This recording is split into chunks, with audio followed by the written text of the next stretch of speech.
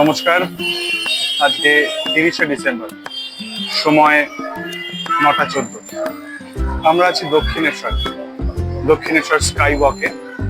আজকে আমরা যাব দক্ষিণেশ্বর, আদ্যাপীঠ আর বেলুড় মঠ।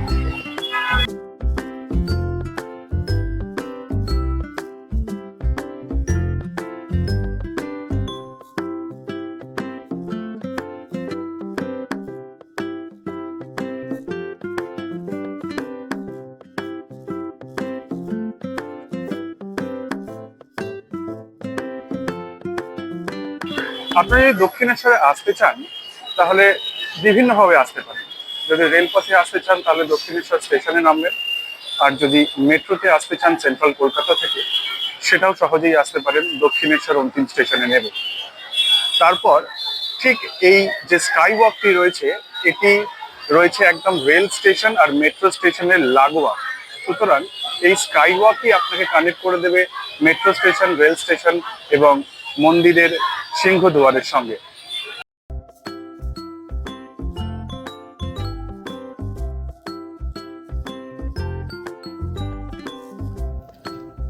2016 সালে এই স্কাইওয়াক নির্মাণ কাজ শুরু হয় এবং যা শেষ হয় 5ই নভেম্বর 2018 দুর্গাপুজোর সময়। এই রানী রাসমণি স্কাইওয়াকটি 340 মিটার বিস্তৃত এবং 10.5 মিটার চওড়া, যা মূলত তৈরি হয়েছে ফাইবার গ্লাস এবং স্টিল দিয়ে, যার লাগত পড়েছে কম বেশি 60 কোটি টাকা। এই স্কাইওয়াকে 14টি এসকেলেটর আর রয়েছে 4টে লিফট আর পায়ে হাঁটা সিঁড়ি, যা বাৎসরিক 1,40,00,000 পর্যটক ও ভক্তগণের যাত্রা আরও সহজ করে তুলেছে। স্কাইওয়াকে চলার পথে আপনি দেখতে পাবেন অজস্র দোকান। প্রায় 120টিরও বেশি দোকান রয়েছে এই স্কাইওয়াকে। মূলত এই দোকানগুলি স্কাইওয়াকের নিচে পুরনো রাস্তার দুধারে আগে ছিল। 1847 সালে রানী রাসমণি স্বপ্নাদেশ পান এই মন্দির নির্মাণের কাজ শুরু করার জন্য। তারপর তিনি এই 20 একর জমিটি জন হেস্টি নামে এক ইংরেজের কাছ থেকে কিনে নেন। কাজ শুরু হয় মন্দির নির্মাণের। জনশ্রুতি আছে এই জায়গাটি পরিচিত ছিল সাহেবান বাগিচা নামে। মূল মন্দিরটি নবরত্ন মন্দির। এটি টালিগঞ্জের বাবু রামনাথ মণ্ডল নির্মিত নবরত্ন মন্দিরের আদর্শে নির্মিত। মন্দিরের উত্তরে রয়েছে শ্রী রাধাকান্ত মন্দির নামে পরিচিত রাধাকৃষ্ণ মন্দির ও মন্দিরের দক্ষিণে রয়েছে নাট মন্দির।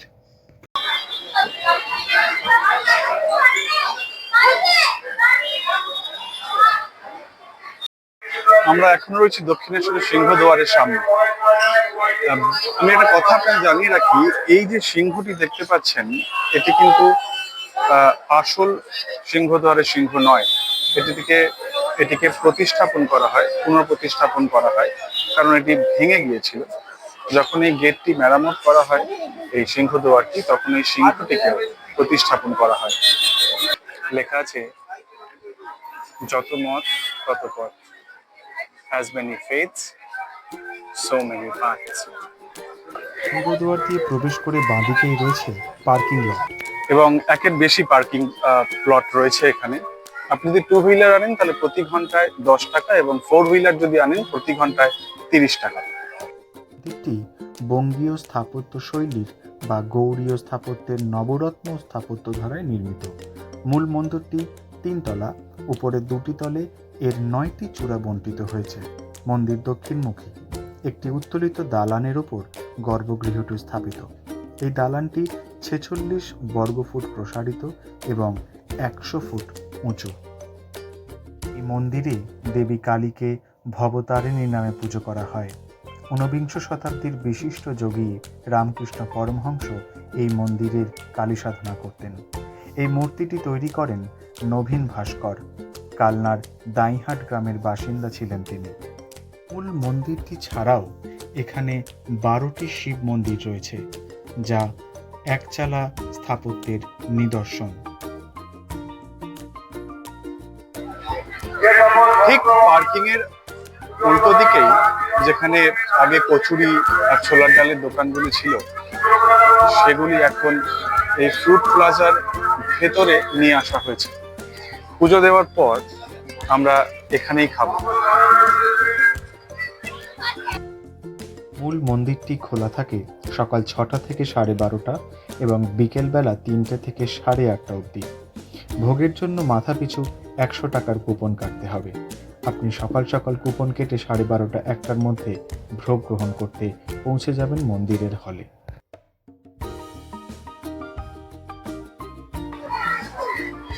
এই মন্দিরের নির্মাতা স্বামী বিবেকানন্দ। জনশ্রুতি রয়েছেন যখন স্বামী বিবেকানন্দ ভারত ভ্রমণ করে দক্ষিণেশ্বরে এলেন, এইরকম বেশি ছিল তারই একটি প্রতীকী মূর্তি এখানে আপনি দেখতে পাবেন।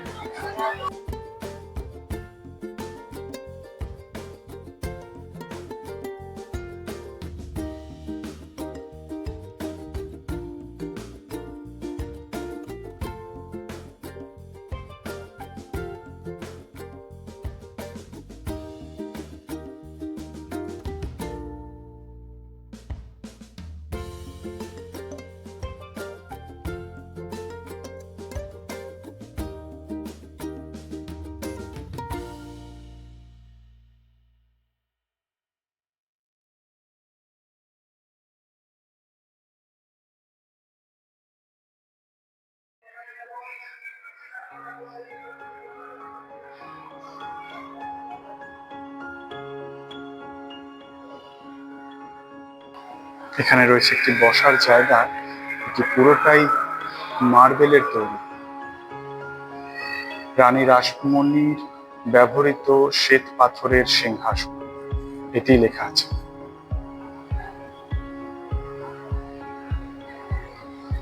এখানে রয়েছে একটি শ্রী শ্রী রামকৃষ্ণ পরমহংসদেবের একটি মূর্তি। এই বাক্স দুটোতে তিনটেতে রয়েছে শ্রী শ্রী জগৎছবি কালীমাতা ঠাকুরানীর ঐতিহাসিক খড়গ, যেটা সেই সময়কার খড়গ এই বাক্সতে। আর রামকৃষ্ণ পরমহংসদেবের ব্যবহৃত কিছু জিনিসপত্র রয়েছে এই বাক্সতে।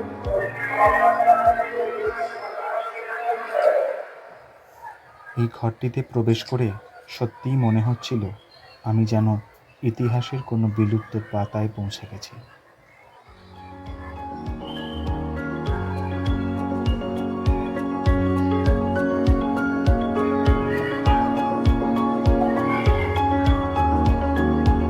রাসমণি যখন দক্ষিণেশ্বরে আসতেন, তার জামাতা মথুরেশ্বর এই বাড়িতেই উঠতেন। এটি ঠিক দক্ষিণেশ্বর মন্দিরের মূল মন্দিরের প্রবেশ পথের একদম উল্টো দিকে। এটি সারদা দেবীর ঘর।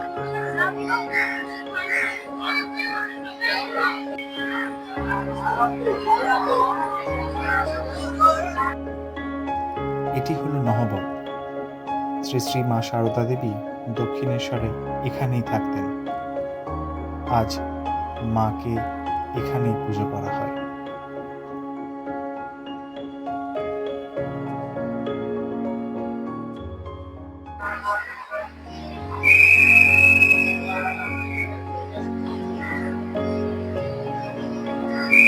শ্রী রামকৃষ্ণ পরমহংসদেবের শয়নকক্ষ, যেখানে উনি মাঝে মাঝে ধ্যানে মগ্ন হয়েছিলেন। এখানে প্রথমবার দেখা হয় স্বামী বিবেকানন্দের সাথে। এটি শ্রী শ্রী রামকৃষ্ণ পরমহংসদেবের শয়নকক্ষ। সত্যি বলতে কি, এই ঘরের সামনে দাঁড়িয়ে থেকে কিছু বলতে ইচ্ছা করে না, শুধু মনে হয় না বলা কথাগুলো মন ভরে শুনে নি।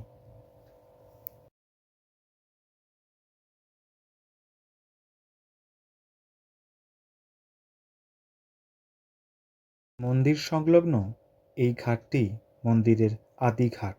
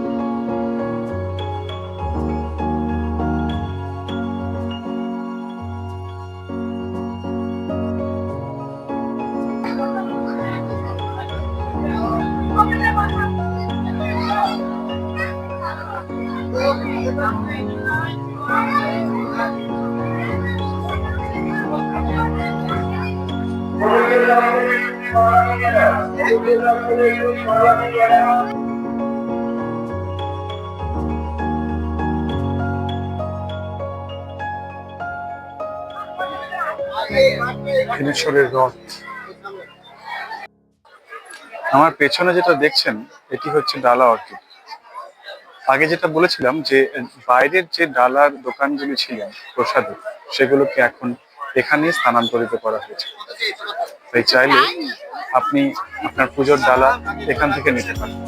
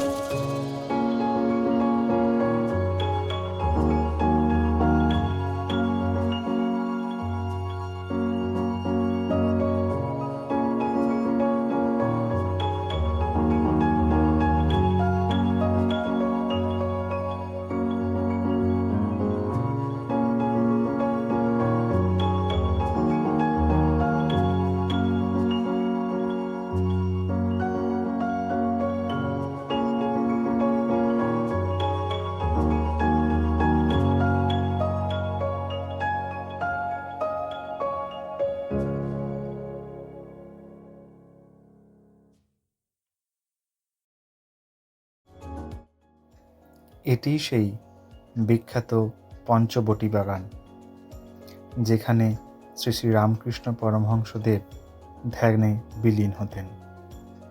এখন এই পঞ্চবটী বাগানে প্রবেশ নিষিদ্ধ, তাই বাইরে থেকেই দেখাতে হলো। একসময় এখানে প্রচুর হনুমান পাওয়া যেত, এখন আর তাদের দেখা মেলে না। জায়গাটি সুন্দর সাজানো গোছানো, কিন্তু প্রবেশ নিষেধ।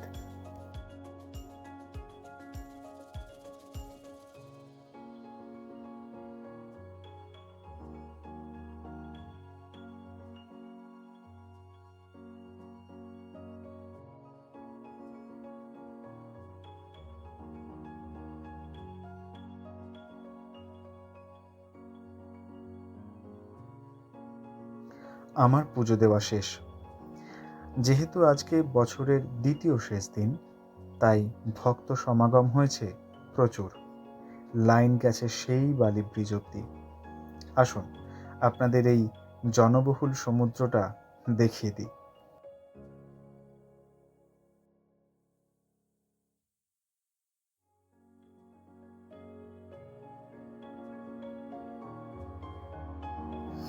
এই সোজা গেলেই ওয়েস্ট বেঙ্গল ট্রান্সপোর্টের যেটি করে বেলুড় মঠ যাওয়া যায়। আর ঠিক তার বাঁদিকেই একটি সিঁড়ি চলে যাচ্ছে, যা সোজা আপনাকে নিয়ে যাবে বালি ব্রিজ অব্দি।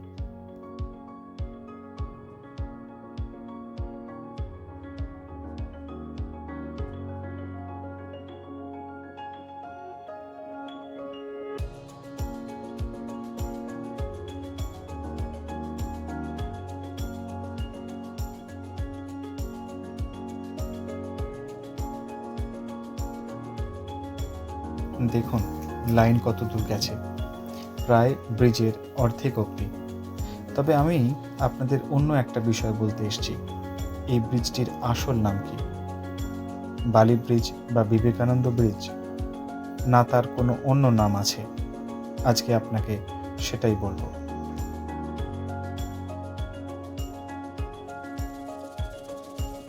ব্রিজের ঠিক ওঠার আগেই রয়েছে একটি ওয়াচ টাওয়ার, তাতেই খোদাই করা রয়েছে ব্রিজের আসল নাম, ওয়েলিংটন ব্রিজ, 1931। দক্ষিণেশ্বর ভ্রমণের পর একটি টোটো নিয়ে আপনি সহজেই চলে আসতে পারেন আদ্যাপীঠে। মাথাপিছু 10 থেকে 15 টাকা ভাড়া নেবে টোটোতে। আদ্যাপীঠে প্রবেশপথে ঢুকেই ডান দিকে চোখে পড়বে এই চিকিৎসালয়, যার নামমাত্র খরচে উন্নত মানের চিকিৎসা তুলে দিয়েছে সাধারণ মানুষের কাছে।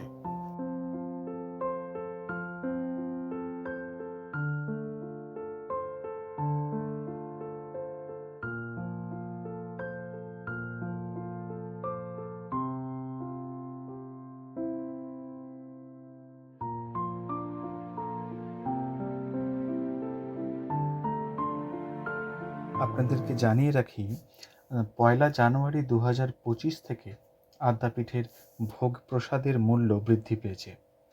60 টাকার বদলে 80 টাকা বড়দের জন্য, আর 7 বছরের নিচে ছোটদের জন্য 40 টাকা।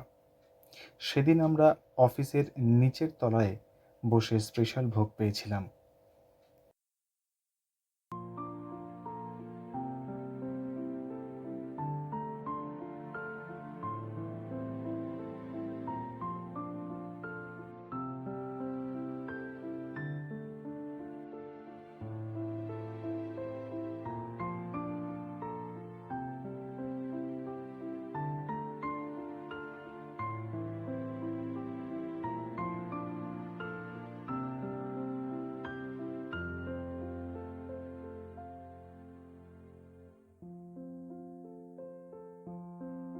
এই বিল্ডিংটি হলো অন্নদা ঠাকুর গেস্ট হাউস।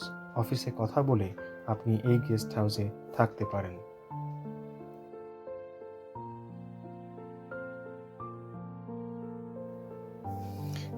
এই আদ্যাপীঠের প্রাঙ্গণে রয়েছে বালক আশ্রম, বালিকা আশ্রম এবং একটি পলিটেকনিক কলেজ।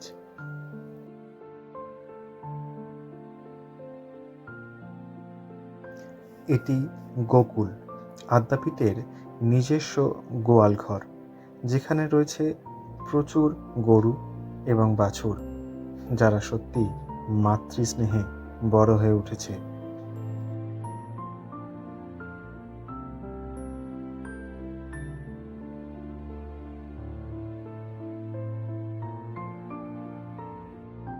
এটি আদ্যাপীঠের রান্নাঘর। এখানেই প্রস্তুত হয় ভক্তদের জন্য প্রসাদ। এছাড়াও বহু সাধারণ মানুষ এই কাজে এসে ভলেন্টিয়ারি সার্ভিস যোগদান করেন। আপনি চাইলে আপনিও যোগাযোগ করতে পারেন এই সেবায়েত কাজের জন্য।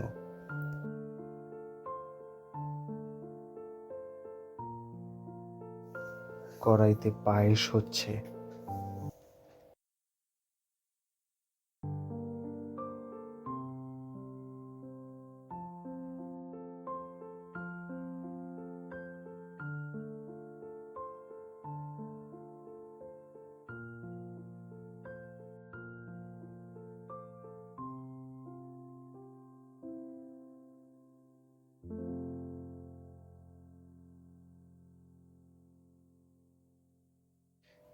এটি হলো আদ্যাপীঠের ভোগ প্রসাদ কেন্দ্র, বিশাল বড় হলঘর।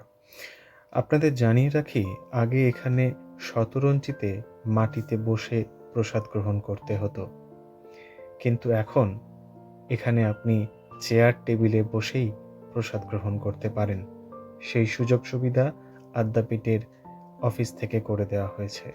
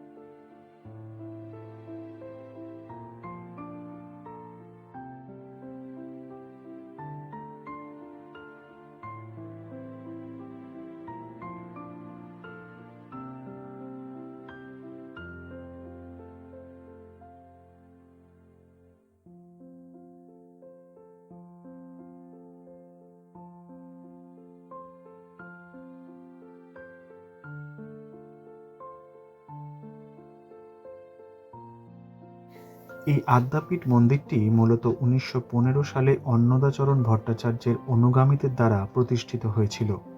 এই অন্নদাচরণ ভট্টাচার্য ছিলেন মা কালী এবং শ্রী শ্রী রামকৃষ্ণ পরমহংসদেবের একজন মহান ভক্ত। 10 কাঠা জমির ওপর এই 96 ফুট উঁচু বিশাল মন্দির। মন্দিরটি নির্মাণ করতে খরচ হয়েছিল তৎকালীন 10 লক্ষ টাকা। মন্দিরটির স্থাপত্য যেমন অনবদ্য, ঠিক তেমনি অনবদ্য তার গঠনশৈলী। 3 চূড়া বিশিষ্ট 3 ধাপের গড়া মন্দির। প্রথম ধাপে উপবিষ্ট শ্রী রামকৃষ্ণ, দ্বিতীয় ধাপে ইডেন গার্ডেন্সের ঝিলে পাওয়া আদ্যা মায়ের আদলে পদ্মাসনে শায়িত শিব, বুকে অষ্টধাতুর দেবী মূর্তি, আর তৃতীয় ধাপে রাধাকৃষ্ণের যুগল মূর্তি। সারাদিনে সকাল ও সন্ধে মাত্র কিছু সময়ের জন্য মূল মন্দিরটি খোলা থাকে। মন্দিরে প্রতিদিন দুপুরে ভক্তদের জন্য মেলে অন্নপ্রসাদ।